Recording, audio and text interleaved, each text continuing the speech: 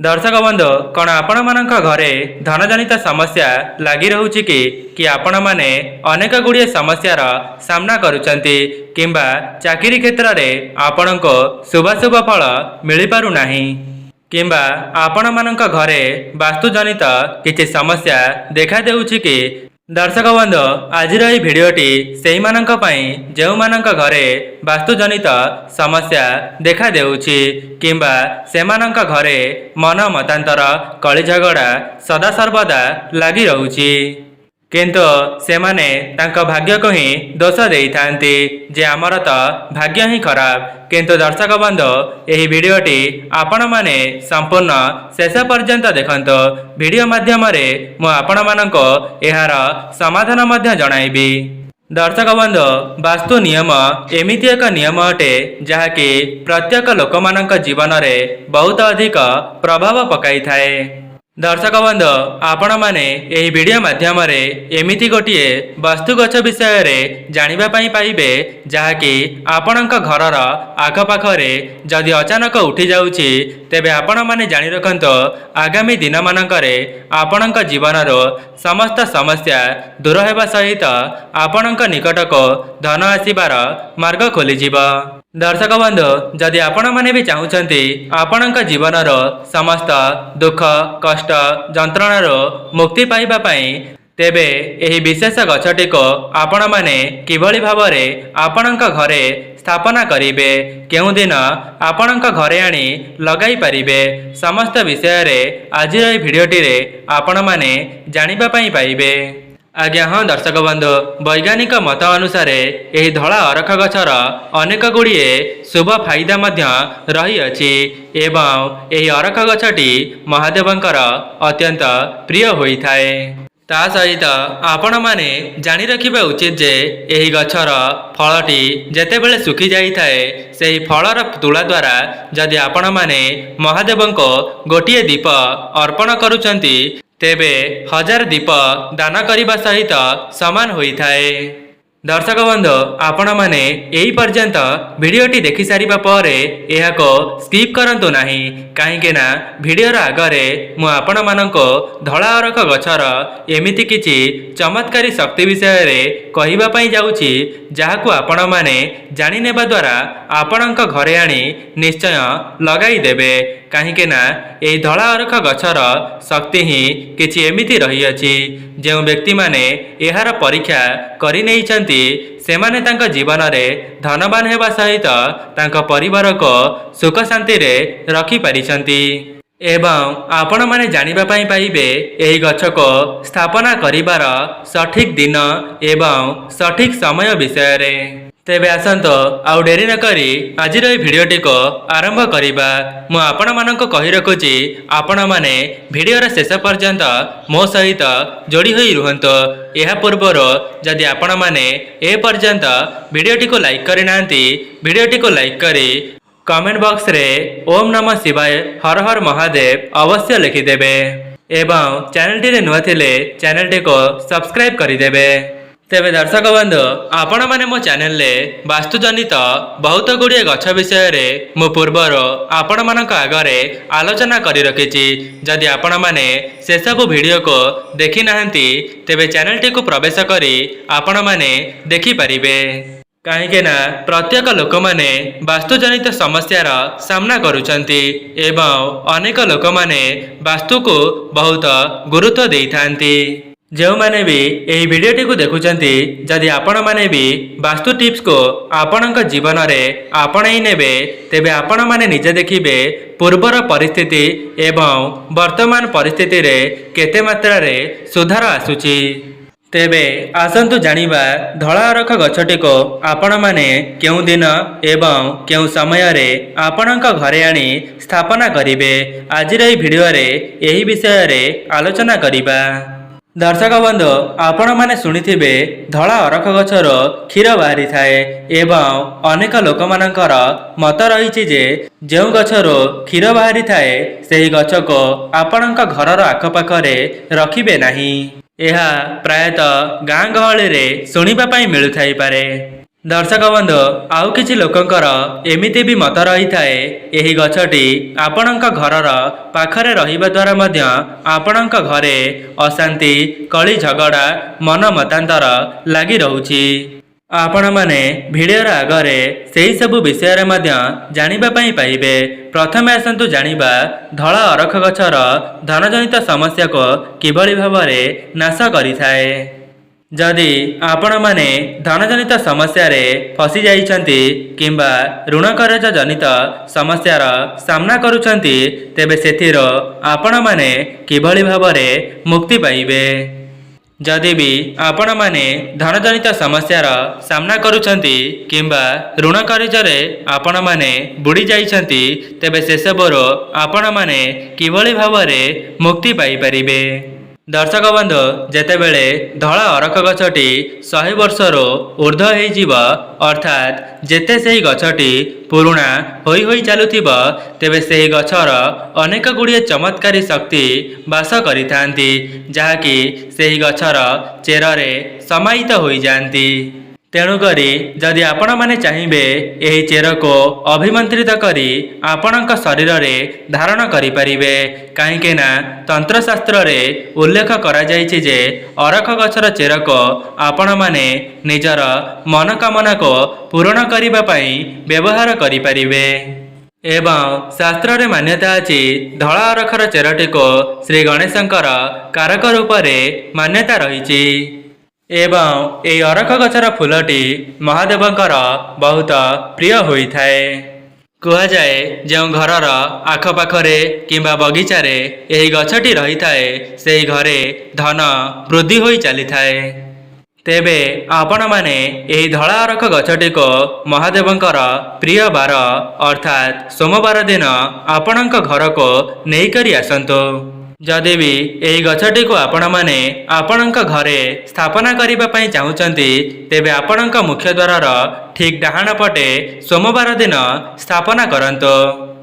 एपरी करिबा द्वारा आपणकर धनजनित समस्या सबुदिन पई दूर होई जिवो। जदि भी आपण माने ऋण कर्जरे बुड़ी जाइतिले तेबे आपणकर ऋण कर्ज 1 मास मध्यरे सुझी जिवो। दर्शक बंधु जो मैंने भी यही वीडियोटी को देखुचंती जदि आपणकर विश्वास हेउ नाही तेबे आपणक जीवन रे थरे मात्र यार परीक्षा करी देखंतो किए जाने आपणकर गोटिए प्रयास द्वारा आपणकर भाग्य संपूर्ण भाव रे परिवर्तन होई जाई पारे। दर्शक बंधु आपण माने भाबुथिबे एही गछटी को आमे माने केउठारु संग्रह करिबा तेबे मु आपण माननको कहि रखुची एही गछटी ऑनलाइन ले मध्य अवेलेबल अछि। किंतु जदि आपण माने ऑनलाइन लो किनि पारु नाहंती तेबे आपणक घरर आखपाखरे जदि एही गछटी देखिबाकू पाउछंती सेही मंजी को आनी कोनोसी छोटिया कुड़िया रे लगाई देबे एवं सेही गछटी बड़ हेबा परे आपणक मुख्य द्वारर डाहाण पाखरे लगाई परिबे। दर्शक बंधु आउ गोटे कथा जदि आपण माने महादेवंक निकटरे अरख फूल को लगाई पारु नाहंती तेबे अरख गछर पत्र को मध्य महादेवंको अर्पण करि परिबे जहा द्वारा आपणक मनरे जहा भी किछि मनस्कामना रही अछि महादेव समस्त मनस्कामनाटी को पूर्ण करिदेबे। एवं आपण माने देखिथिबे दुई प्रकारर अरख गछ रही थाए गोटिए धला रंगर आउ गोटिए बैगणी रंगर। धला अरखटी अनेक जगार सबु बेले उठी न थाए किंतु प्रायतः जगार नील अरख देखा देई थाए। जदि भी आपणक घरर आखपाखरे धला अरख गछ को देखुचंती तेबे तुरंत आपणक घरे आनी लगाई दियंतो जहा द्वारा आपणक भाग्य उन्नति आसीबो। कहीं ना यही गछटी जो मानक घरे आपे आपे उठी थाए सेही घरर उन्नति को केही मध्य रोकी पारिबे नाही। सेथिपाई जो माने भी यही वीडियोटी को देखुचंती जदि आपण माने भी आपणक भाग्य उन्नति चाहूचंती एवं धनजनित समस्यार मुक्ति पाइबा पई चाहूथांती तेबे थरे मात्र एही गछटी को आनी आपणक घरे स्थापना करी देखंतो। तेबे दर्शक बंधु एबे आसंतु जानिबा धला अरख गछर कौन सब फायदा रहिछि।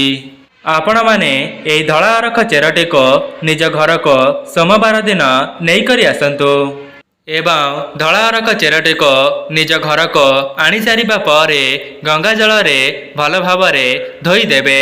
ଏହାପରେ ଓମ୍ ଗମ୍ ଗଣପତାୟ ନମଃ ଏହି ମନ୍ତ୍ରଟିକୁ 108 ଥର ଜପ କରିସାରିବା ପରେ ସେହି ଚେରକୁ ଆପଣଙ୍କ ହାତରେ କିମ୍ବା ଗଳାରେ ଡେଉଁରିଆ ଭାବରେ ପିନ୍ଧି ପାରିବେ। ଯାହାଦ୍ୱାରା କ'ଣ ହେବ ନା ଯେଉଁମାନେ ବିଦ୍ୟାର୍ଥୀ ଅଛନ୍ତି ସେମାନଙ୍କର ବିଦ୍ୟାଜନିତ ସମସ୍ୟା ଖୁବ୍ ଶୀଘ୍ର ଦୂର ହୋଇଯିବ। ଏବଂ ଏମିତି ବି କିଛି ଲୋକ ଅଛନ୍ତି ଯେଉଁମାନେ ଏହି ଗଛଟିକୁ ସେମାନଙ୍କ ଘରେ ଆଣି ଲଗାଇବା ପରେ ମଧ୍ୟ ସେମାନଙ୍କର କୌଣସି ପରିବର୍ତ୍ତନ ଆସିନଥାଏ। ଆପଣମାନଙ୍କୁ ଗୋଟିଏ କଥା କହି ରଖିବି, କେବଳ ବାସ୍ତୁ ଗଛକୁ ଆପଣଙ୍କ ଘରେ ଆଣି ଲଗାଇଦେବା ଦ୍ୱାରା ସେଥିରୁ ଆପଣଙ୍କୁ ଶୁଭଫଳ ମିଳିପାରିବ ନାହିଁ। କାହିଁକି ନା ତା ସହିତ ଆପଣଙ୍କ କର୍ମକୁ ମଧ୍ୟ ଭଲ ରଖିବା ପାଇଁ ପଡ଼ିବ, ଯାହାଦ୍ୱାରା ଈଶ୍ୱରଙ୍କର ଆଶୀର୍ବାଦ ଆପଣଙ୍କ ଉପରେ ରହିପାରିବ।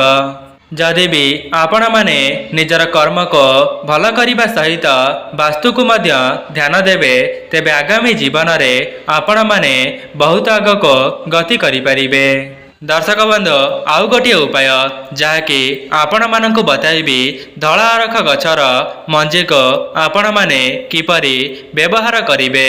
ଅର୍ଥାତ୍ ଅରଖ ଗଛର ଫଳଟି ଶୁଖିଯିବା ପରେ ସେଥିରୁ ତୁଳା ବାହାରେ ଏବଂ ସେହି ତୁଳାକୁ ଆପଣମାନେ ବଳିତା କରି ରଖିବେ। ଯଦି ବି ଆପଣଙ୍କୁ ଏହି ଗଛଟି କେଉଁଠାରେ ବି ମିଳିଯାଉଛି, ତେବେ ଏହାକୁ ହାତଛଡ଼ା କରନ୍ତୁ ନାହିଁ।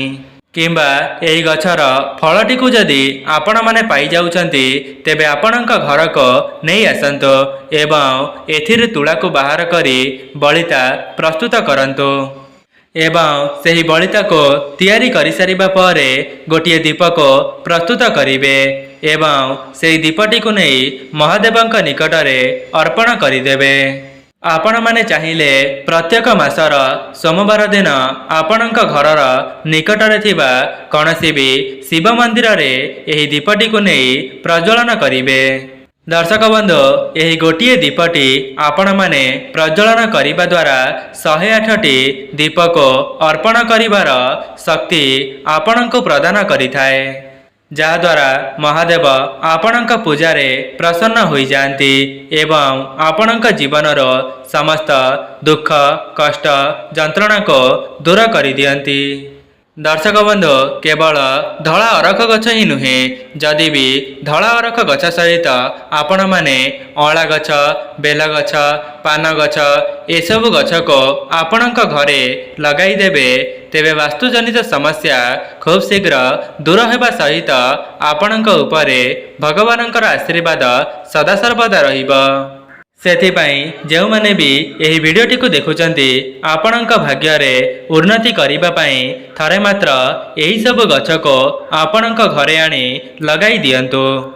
ଦର୍ଶକ ବନ୍ଧୁ, ଆପଣମାନଙ୍କ ମନରେ ପ୍ରଶ୍ନ ଆସୁଥିବ ଯେ ଏହି ଧଳା ଅରଖ ଗଛରୁ ତ କ୍ଷୀର ବାହାରୁଛି, ତେବେ ଆମ ଘର ପାଖରେ ଏହି ଗଛଟିକୁ ଆମେମାନେ କିପରି ଲଗାଇବା?